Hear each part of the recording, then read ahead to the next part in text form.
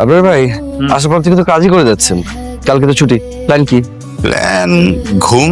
ঘুম তো একটা প্রত্যেক দিনের অভ্যাস, পাহাড়ে আসলে অভ্যাস ভাঙতে হয়। আসিফ ভাই, অভ্যাস ভাঙা যদি পাহাড়ের মতো সুন্দর হয় তাহলে আমার প্রবলেম নাই।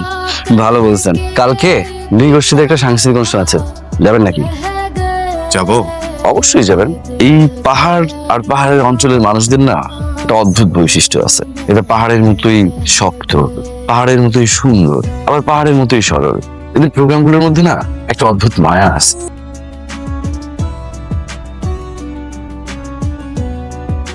কি করছো?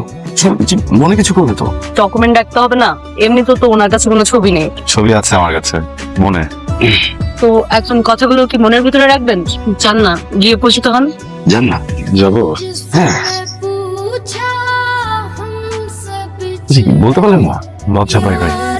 বলতে যদি না পারেন একটা কাজ করে যায়, লিখে দেন। নাম্বার থাকলে তো কবে লিখে দিতাম। আরে ধুর, চিঠি লিখে দিন। চিঠি? হ্যাঁ, প্রিন্ট করো না। নিশ্চিত মেয়েটা বাংলা বুঝো না। বাংলা বুঝলে তো অ্যাটলিস্ট আপনার দিকে তাকিয়ে একটা মুচকি হাসি দিত, কিন্তু তাকানোই না। তার মানে আমাকে ইগনোর করে নেই, তাই না?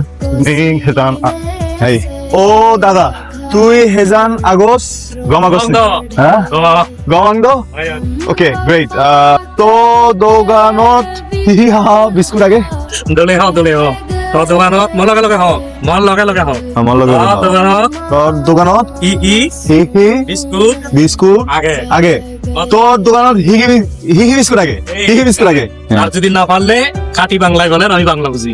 প্র্যাকটিস করছিলাম। ও আচ্ছা। মোরক্ষণ প্রাণাব দে মুই তোর লিচ্ছান দঙর দিল্লি মাদান বাজার আমি ফাদে দিছ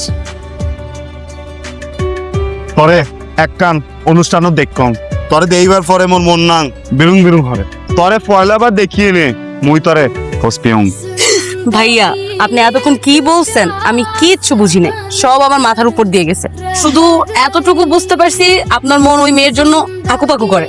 এক্স্যাক্টলি ভাবি, আকু পাকু মানে তো বিরুং বিরুং। ও জোশ হইছে তাহলে। না হয় নাই, আপনি নেপালি ভাষায় চাইনিজ বোঝাইলে তো হবে না, তাই না? ওই দেখেন দেখেন ও আসতেছে। আপনি বলেন এটা ভুল হয়েছে না? না, অনেক ভুল হয়েছে। শোনেন, এক কাজ করেন, আমার এক কাকা আছেন, উনি কিন্তু আবার দোবাসী। ওনার কাছে গিয়ে ভালোভাবে শিখে আসেন, উনি শেখাতেও পারবেন ভালোভাবে, বোঝাতেও পারবেন। গুরুজি গুরুজি আপনি আসেন, এদিকে আসেন। আপনার দোবাসী কাকের চেষ্টা আমাকে বলুন। চলো গুরুজি হসপিয়ং। সাথে ব্যাম্বো জি কেন আছে?